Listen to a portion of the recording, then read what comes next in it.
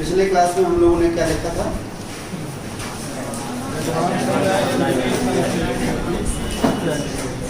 Last में देखा था early sunrise and delay sunset. तो सब पंखा बंद कर दिए, ये दोनों आगे वाला उसको मत करिए, बहुत सा सराय होता है।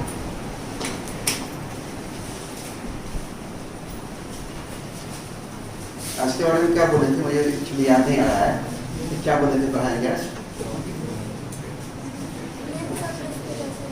क्या? हाँ, आज हम लोग रेफ्रैक्शन फ्रॉम प्लेन सरफेस देखेंगे।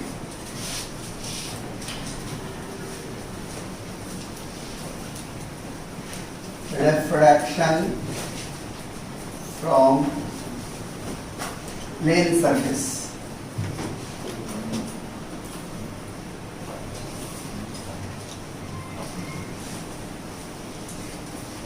हम लोग प्लेन सरफेस से रिफ्रैक्शन देखने जा रहे हैं। यहां पर दो स्थितियां संभव है, इसलिए मैं दोनों स्थिति का फिगर एक साथ बनाना चाह रहा हूं। बस दोनों में थोड़ा सा अंतर यह होगा कि यहां पर नीचे वाला रेयर मीडियम है और ऊपर वाला डेंसर मीडियम है। इसका रिफ्रैक्टिव इंडेक्स μ1 है, इसका रिफ्रैक्टिव इंडेक्स। यहां पर कोई ऑब्जेक्ट है O पर, जो कि इस सरफेस से देख रहे हैं आप, तकरीबन कह सकते हैं कि h गहराई नीचे इस सरफेस से, रिफ्रैक्टिंग सरफेस है जो दो मीडियम को बांट रहा है, उससे h गहराई नीचे हमारा कोई ऑब्जेक्ट है। अब यहां से एक रे चला, ध्यान रखिएगा ये रे इससे बहुत दूर नहीं है, इसके बहुत पास है।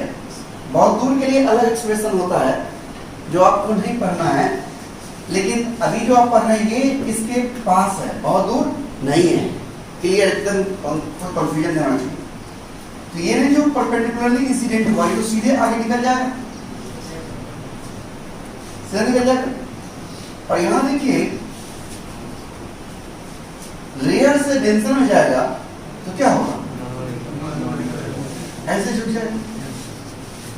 ये दोनों हमारा रिफ्लेक्टेड रे है, ये आगे बढ़ाने पे दूसरे को काटेगा, पीछे बढ़ेगा।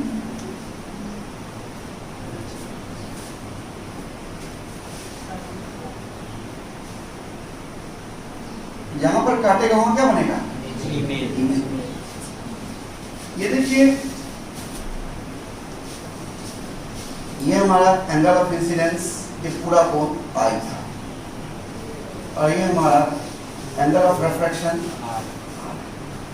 चूंकि ये I है इसलिए ये भी क्या होगा I, और ये R है इसलिए क्या होगा, इस जगह का नाम ये दे देते हैं, इसका नाम डी है। दूसरी स्थितियां देखिए, नीचे में डेंसर है और ऊपर में रेयर है। इसका रिफ्रैक्टिव इंडेक्स μ1 है और इसका रिफ्रैक्टिव इंडेक्स, यानी एक बार μ1 वाला रेयर है और एक बार μ1 वाला डेंसर है। यानी ये कोई कंफ्यूजन वाली बात नहीं है, कोई भी रेयर कोई भी डेंसर हो सकता है। लेकिन प्राय यही सिचुएशन होता है, जैसे हम पानी के अंदर चले जाएं तो हम डेंसर मीडियम में चले गए और ऊपर हवा में देख रहे हैं रेयर हो गए, प्राय ऐसी ही स्थिति होती है। अब देखिए यहां पर कोई ऑब्जेक्ट है, यहां से एक रे चला जो परपेंडिकुलर इंसिडेंट होगा लंबवत, तो सीधा निकल जाएगा। देख रहे हैं ये ऑब्जेक्ट हमारा भी h गहराई नीचे, जहां जैसा कि उसमें हमने माना था सेम, और दूसरा रे यहां लिया, मैंने पहले कहा कि बहुत दूर नहीं है।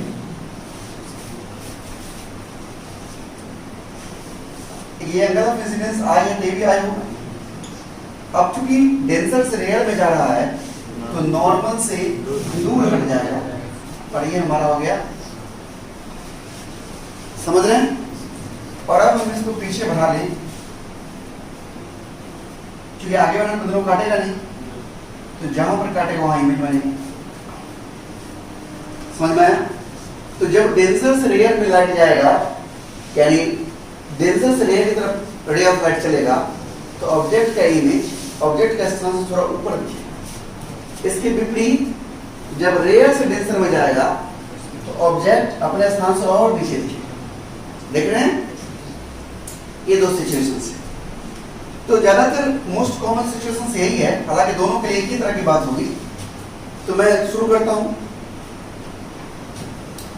आप विचार करिए, ट्रायंगल ए बी ओ और ट्रायंगल ए बी आई में विचार करते हैं।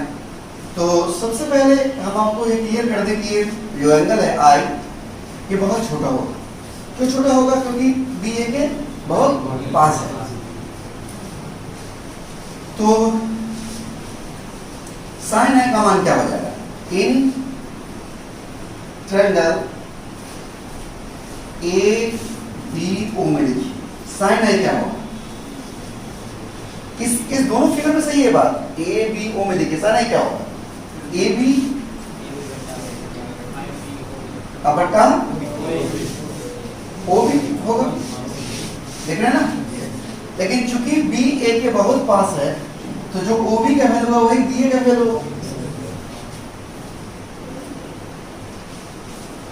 Since B is very close to A, sir लिखने में जगह कम हो जा रहा है, इसको मैं यहाँ से जगह खाली कर देता हूँ। आइए देखिए, in triangle A B O में देखिए, क्योंकि दोनों ध्यान दीजिएगा, ये जो बातें हम कर रहे हैं दोनों फिगर के लिए सही है। Sine I equal to A B divided by O B, ठीक है। लेकिन बी ए के बहुत पास है, but A is very close to B is very close to A, therefore OB लगभग बराबर होगा OA, समझ रहे हैं। इसीलिए साइन आई जो है वो क्या हो जाएगा? AB बटा OA। कोई दिक्कत? अब देखिए, इन ट्रायंगल ABI में देखिए, ABI में देखिए, ए बी आई, इस दोनों फिगर में आप देख सकते हैं साइन आर इक्वल टू क्या होगा? साइन आर इक्वल टू, देखिए आप, A B divided by B I या I B, A B divided by I. और सेम कंडीशंस, क्योंकि बी ए के बहुत नजदीक है, but is very close to A, इसीलिए क्या हो जाएगा? IB equal to IA, IB equal to, ये दिख रहा है ना, IB इक्वल टू IA। इसीलिए साइन आर क्या हो जाएगा? therefore sin R equal to AB divided by I होगा। क्योंकि जब भी कहीं प्लेन सरफेस से कहीं भी रिफ्लेक्शन होगा तो हम स्नेल्स लॉ का इस्तेमाल करेंगे, using Snell's law.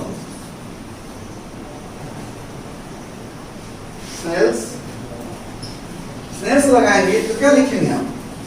μ1 sin i equal to μ2 sin i, μ1 sin i equal to μ2 and μ1 into sin i। sin i क्या है? AB by OA, AB by OA।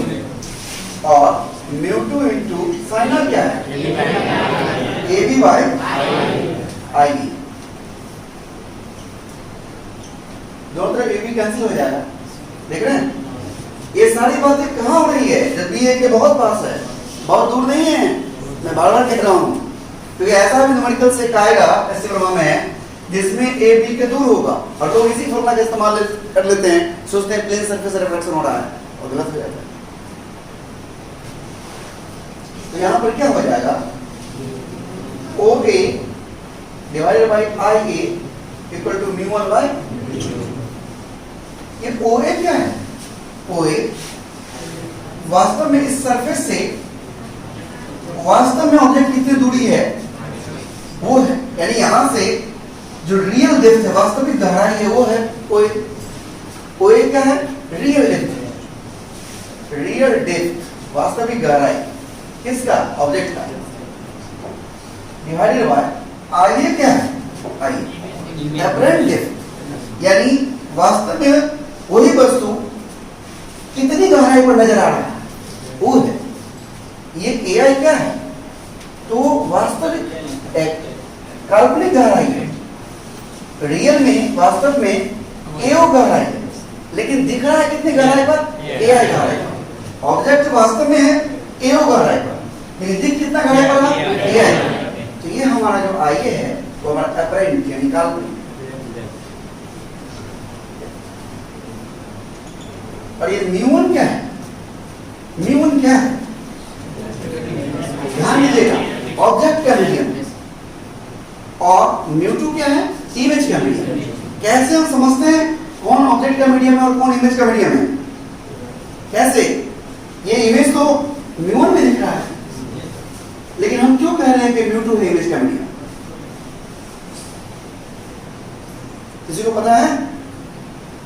देखिए, जिस मीडियम से रे ऑफ लाइट इंसिडेंट होता है वो ऑब्जेक्ट का medium होता है, और जिस मीडियम में रिफ्रैक्टेड रे जाती है वो इमेज का मीडियम होता है। एक बार फिर समझिए, जिस मीडियम से रे ऑफ लाइट इंसिडेंट होता है वो ऑब्जेक्ट का मीडियम होता है, और जिस मीडियम में रिफ्रैक्टेड रे जाती है वो इमेज का मीडियम होता है। समझ में? यानी म्यू1 जो है वो मीडियम ऑफ ऑब्जेक्ट, मीडियम ऐसे refractive index of medium object, refractive index of medium of divided by refractive index of medium of, ये हमारा फॉर्मूला बन गया। यानी जब भी कभी प्लेन सरफेस रिफ्रैक्शन होगा तो real depth by apparent depth equal to refractive index of medium of object divided by refractive index of medium of image. इस तरह से हम रखेंगे तभी हम सवाल बना पाएंगे। ज्यादातर बच्चे याद रखते हैं real depth by apparent depth और म्यू1 बाय म्यू2, अब वो म्यू1 म्यू2 उल्टा पुल्टा हो गया, उसका सब गड़बड़ हो जाता है। तो समझना है कि real depth by apparent depth यानी वस्तु वास्तव में सरफेस से कितना नीचे है वो रियल डेप्थ हुआ, divided by apparent depth. Apparent depth का मतलब है उसका इमेज कितना दूर पर नजर आ रहा है, equal to refractive index of medium of object, जिस मीडियम में ऑब्जेक्ट है, divided by refractive index of medium of image. ये ऑब्जेक्ट और इमेज का मीडियम क्या होता है वो मैं लिख दूंगा, अभी जगह नहीं है, पहले आप इसको आराम से उतारिए फिर हम बात करेंगे।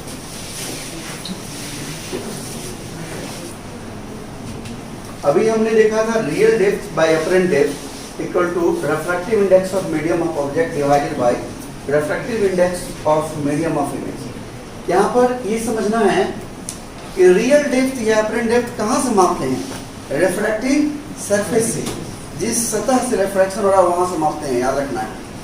रियल डेप्थ या एपरेंट डेप्थ कहाँ से मापते हैं, जिस सतह से रिफ्रैक्शन हो रहा है वहां से मापते हैं। ओके, अब देखिए मीडियम ऑफ ऑब्जेक्ट का मतलब क्या है, medium of object, medium of object का मतलब है कि जिस मीडियम से रे ऑफ लाइट इंसिडेंट होता है रिफ्रैक्टिंग सरफेस पर, वो ऑब्जेक्ट का मीडियम है। The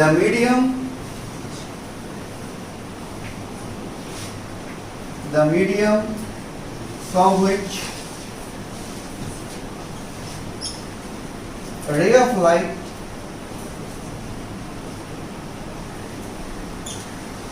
incident on refracting surface is called medium of ध्यान दीजिए, वह मीडियम जिससे कि लाइट इंसिडेंट होता है किस पर, रिफ्रैक्टिंग सरफेस पर, वो क्या कहलाता है, मीडियम ऑफ ऑब्जेक्ट। इसी प्रकार मीडियम ऑफ इमेज का मतलब क्या है,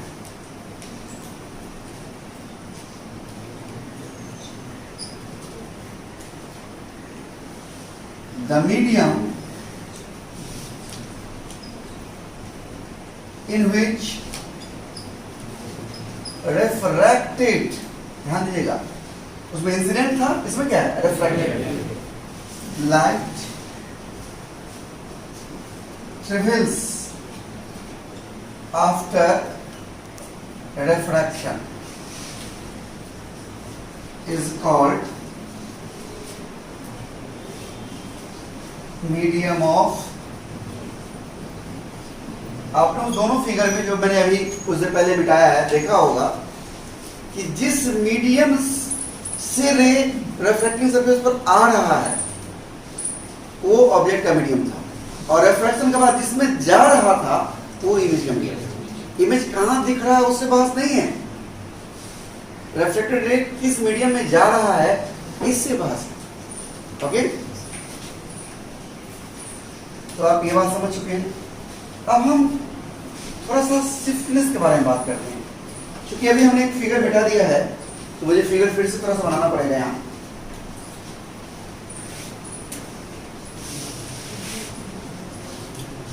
यहाँ देखिए,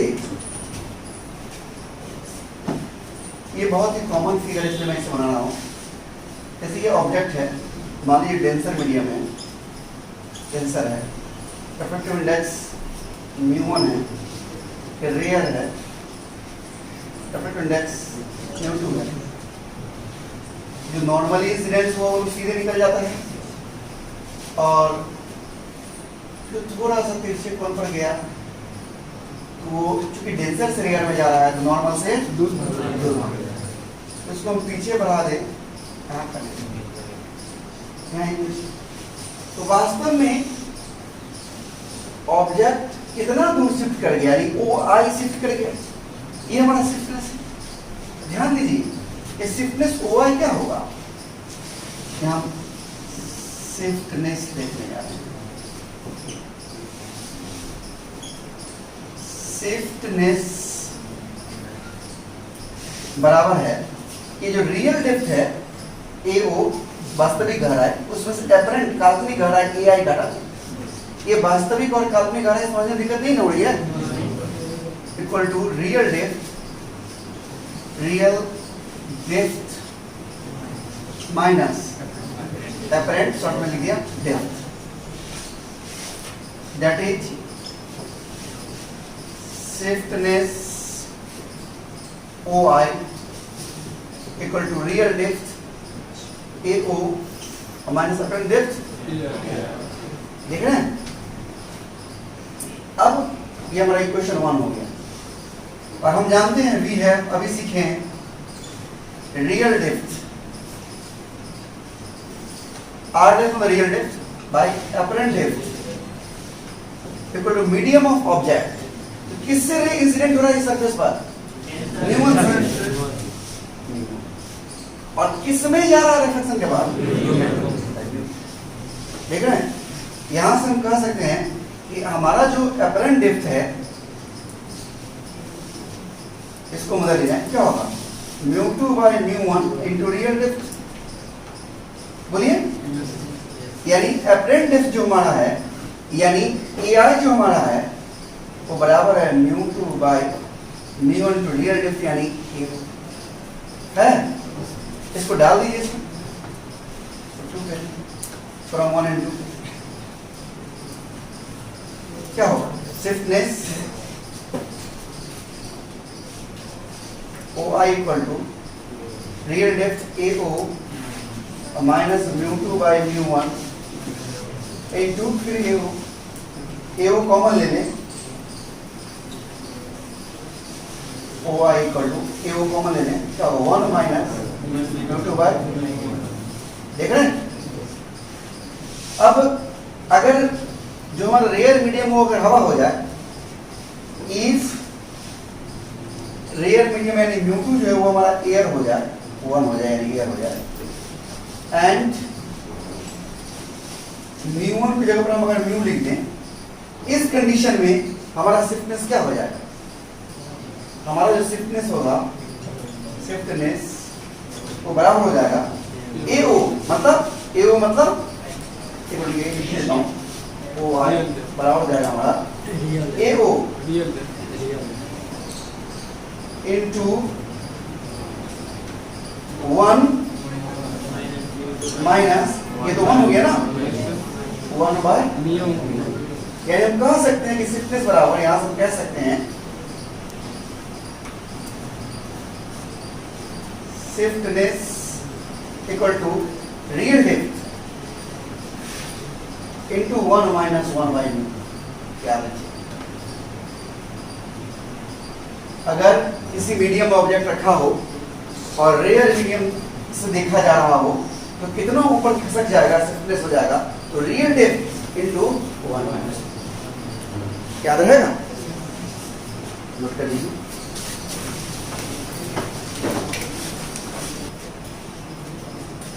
तो एग्जाम्पल हम लोग देखने जा रहे हैं, एक पेपर वेट टेबल के ऊपर पेपर को दबाने के लिए रखा जाता है।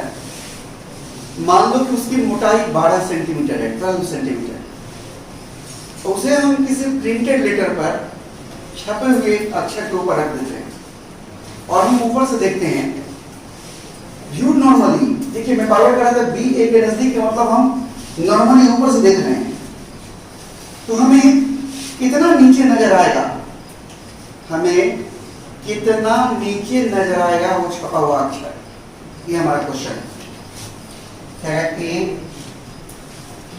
Paper weight of thickness 12 centimetre is placed over a printed letter, then how below, कितना नीचे, how below the printed letter appear if the refractive index of material of paperweight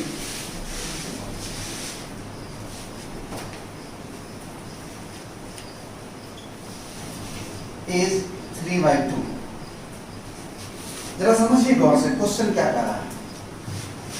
किसी टेबल पर कोई छपा हुआ अक्षर, मान लीजिए ऑब्जेक्ट है वो, इसके ऊपर एक पेपर वेट को रख दिया गया, ये हमारा पेपर, जिसकी मोटाई थिकनेस, टी से थिकनेस लिखते हैं, थिकनेस जो है वो है हमारा 12 सेंटीमीटर,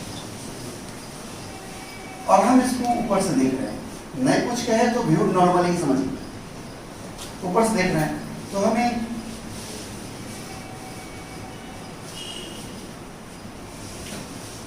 कुछ यहां पर नजर आ रहा है, इसका तो कह रहा है कितना नीचे नजर आएगा, हाउ बिलो, क्वेश्चन कहता है हाउ बिलो, कितना नीचे, मतलब पहली जगह को हम A कहें, इस जगह को अगर हम B कहें, इसको अगर B कहें, हमें AI निकालना है, कितना नीचे नजर आएगा। ये AI क्या है? Apparent depth. AI क्या है? हमको एपरेंट डेप्थ जानना है, यानी हमको रियल डेप्थ हमारा जो है वो वास्तव में हमको 12 सेंटीमीटर का, हमें एपरेंट डेप्थ जानना है, समझ रहे हैं? एपरेंट डेप्थ यानी AI का मान हमें जानना है। मीडियम ऑफ ऑब्जेक्ट, इसका रिफ्रैक्टिव इंडेक्स कितना दिया है? 3/2। मीडियम ऑब्जेक्ट जिस रे आ रहा है, इसका रिफ्रैक्शन कहां हो रहा है? इस सरफेस पर। रिफ्रैक्शन कहां हो रहा है? इस AB सरफेस पर, AB सरफेस पर जो रे आ रहा है वो किस मीडियम से आ रहा है? T/2 से। यानी मीडियम ऑफ ऑब्जेक्ट जो है refractive index of medium of object है वो कितना है? और refractive index of medium of image. Image किस मीडियम में है? या किस मीडियम में है? हवा में है, क्योंकि ये रे रेफरेंस के बाद किधर जा रहा है? हवा में। ये दिखने से नहीं होगा, मैंने बताया था ना कि रिफ्रैक्शन के बाद रे जिस मीडियम में जाए वही इमेज का मीडियम होगा। बात समझ रहे हैं? अब लगा दीजिए real depth by apparent depth और medium of object, refractive index of medium of object divided by refractive index of medium of real depth 12 divided by apparent depth कितना निकालना हमें? A है और medium of object 3/2 और divided by 1 यहाँ से निकल गया AI equal to 12 divided by 3/2 यानी 8 से, यानी AI कितना होगा? यानी अगर स्टिफनेस पूछेगा कितना होगा? स्टिफनेस यानी कितना ऊपर गया? यानी आप OR जानना चाहते हैं, रियल डेप्थ में से अपरेंट डेप्थ घटा लीजिए। रियल डेप्थ 12 माइनस 8 यानी 4। अब इस फॉर्मूला से बना सकते थे, अरे इस फॉर्मूला से बनाते स्टिफनेस निकालते, रियल डेप्थ कितना? 12 तो 1 माइनस 1 बाय म्यू को माइनस 3/2 then 12 into 1 minus 2/3 यानी 12 into 1 minus घटा दे क्या होगा? 1/3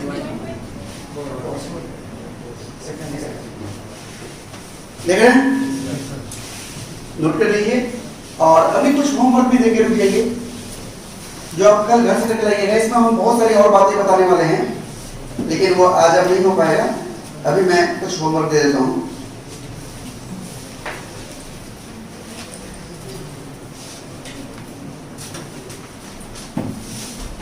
वर्क ध्यान रखना आपको।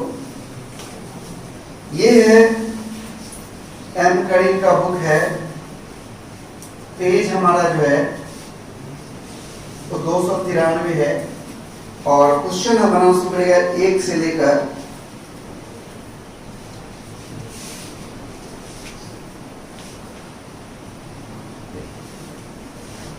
1 क्वेश्चन नंबर 1 to 7 और उसके बाद 10 से लेकर 19 तक एंड 10 to 19। ये तो एम करी में होमवर्क हुआ, कुछ ऐसी वर्गों में भी बना लीजिएगा।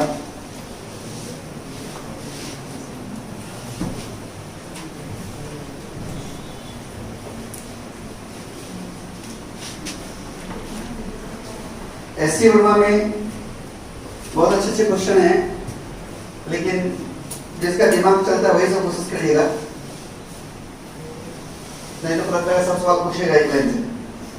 पेज नंबर ऐसे वर्मा फर्स्ट वॉल्यूम में वॉल्यूम 1 में ऐसी वर्मा में वॉल्यूम 1 में पेज नंबर 412 और क्वेश्चन 1 से लेकर अभी फिलहाल ज्यादा नहीं ट्राई करेगा, अभी 1 से लेकर 13 तक बना लेगा।